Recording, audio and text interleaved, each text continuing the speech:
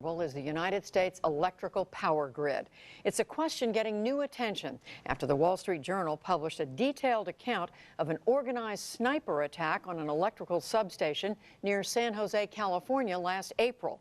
Shortly before 1 a.m., someone cut telephone cables near the substation. About a half hour later, multiple gunmen quickly fired dozens of shots at 17 transformers inside the perimeter of the station. 15 minutes later, transformers began to fail. But officials managed to avoid serious disruptions by rerouting power. The shooters escaped before police arrived, and they have not been caught. The chairman of the Federal Energy Regulatory Commission at the time of the attack, John Wellinghoff, has described it as the most serious domestic terror attack on the grid. Yesterday, I recorded a two-part conversation about this incident, starting with Wellinghoff. John Wellinghoff, thank you for being here. How much of a concern is this to you, what happened last April? Well, thank you, Judy. I appreciate the opportunity to be here. It's a great concern to me because this does evidence that there are individuals out there who have the capability to plan and carry out a very sophisticated attack on our nation's grid. And so given that knowledge and given the fact that we have some very vulnerable aspects to that grid, we need to step up our efforts to protect it. What made this particular station vulnerable? Well, it is not any different really than multiple other stations. It's a high voltage transformer station that transforms power from generating stations out to the transmission lines.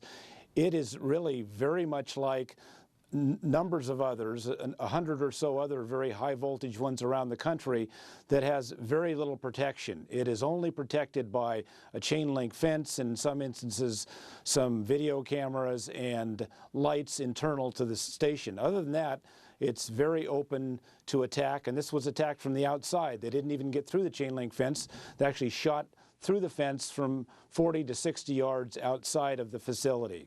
Why did you call it a terrorist attack? Well, I don't think there's any need to have any particular label on it. What the facts are, though, is the issue of, in fact, you had individuals who purposely attacked a station and did so with a very, very detailed plan that they then turned over to individuals who were extremely well trained and knew exactly what they were doing. So regardless of who the individuals were, we know now that there are people with these kinds of capabilities who can carry out this type of an attack on what is a very vulnerable part of our grid. When you say they were well trained, I mean, what does that tell you about what this attack represents? Does that mean they had to study this station, they had to study the grid? What does it mean? They definitely had to study this station. They, in fact, it appears, set up targeting positions prior to them arriving at the station, so they had somebody come out ahead of time and determine exactly where to set up and shoot. They also had to determine where the 911 cable was, the fiber optic cable that they cut prior to going in the station to reduce the number of 911 calls. So they had a number of specific pieces of information they pieced together. They also knew exactly where to target on this station. They in fact targeted the cooling fins on these high voltage transformers rather than hitting the transformers or their glass bushings. So they knew that in targeting those cooling fins, they could start the oil to leak out of the fins, cause those transformers to have to shut off, but still have plenty of time to get away as they did. And yet, it's been pointed out, as we said, that power was not lost to people, to folks who use power in the area. Does that say something about the resiliency of the power grid? Well, I'm not sure it's so much resiliency or as luck as to the time that this attack took place. It took place during a very low-level load time where there wasn't a lot of power being used. It was in the spring, and it was at night. So those are the times when the least amount of power is being used and the least stress on the system. If the attack had taken place, for example, in the middle of the summer at a very high power usage time, there might have been a different result, number one. Number two, they actually missed 3 transformers here in this substation.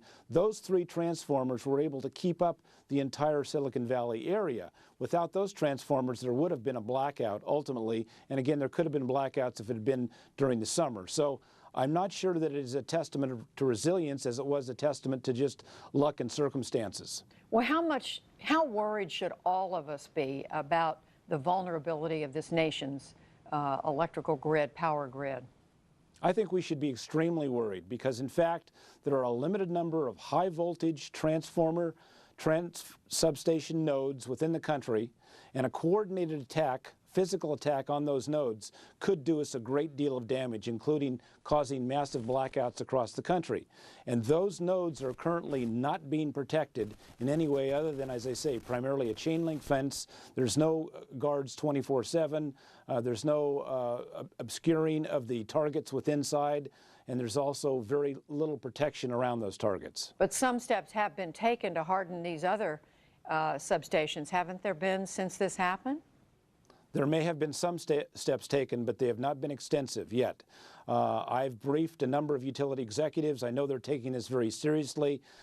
We can't put any blame on those executives. I think they are taking this as seriously as they can, but we have to understand this is not a problem for individual utilities. This is a national problem because, in fact, there are national consequences of these blackouts, and so it has to be something that should be undertaken by Congress and the administration. So what needs to be done? Can this kind of an attack actually be prevented in the future?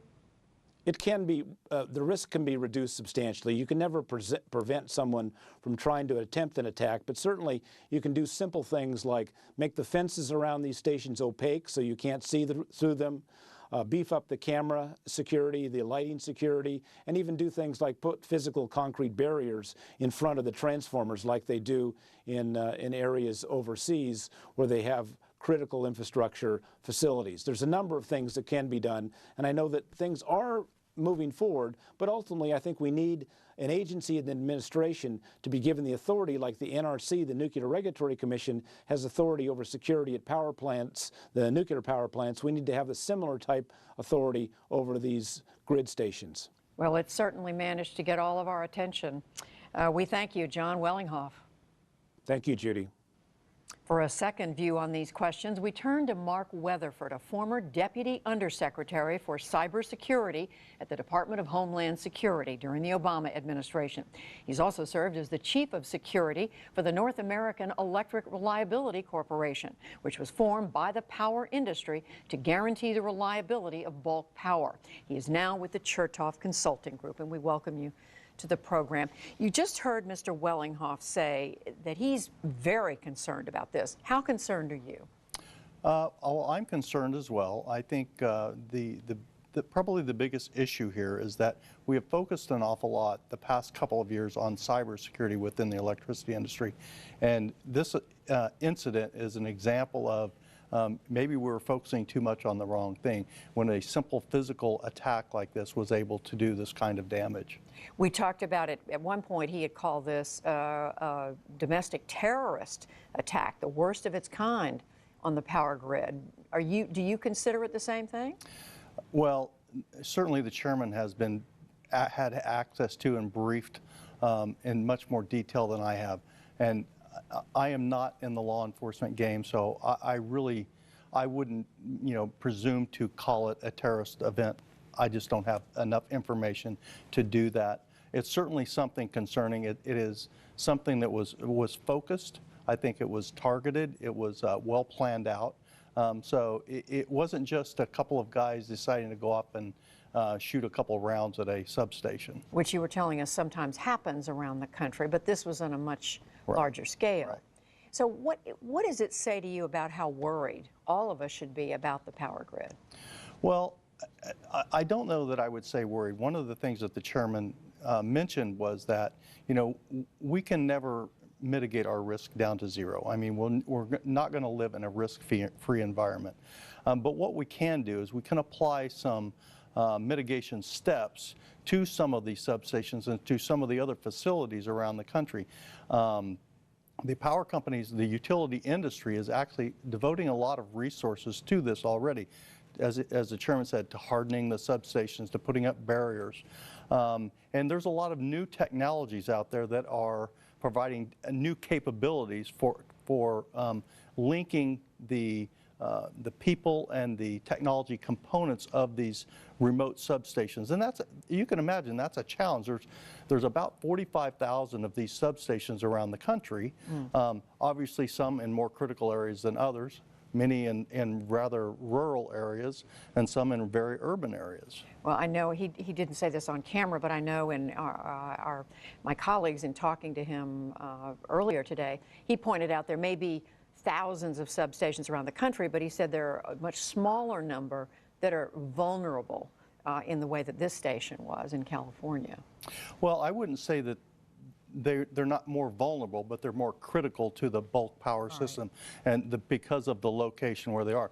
This Metcalf substation obviously was in a very sensitive and critical location, but I think as you pointed out in the interview, it speaks to the reliability of the bulk power system that that the operators and the system was able to continue without really even the lights blinking. I mean, no one even knew that the event had happened. But didn't he say that was mainly because it was spring, there was not a high demand for power at that time of year? So I think those are factors, but I don't necessarily agree with him on the entire concept there, because the bulk power system is designed to be able to absorb these kinds of incidents and events.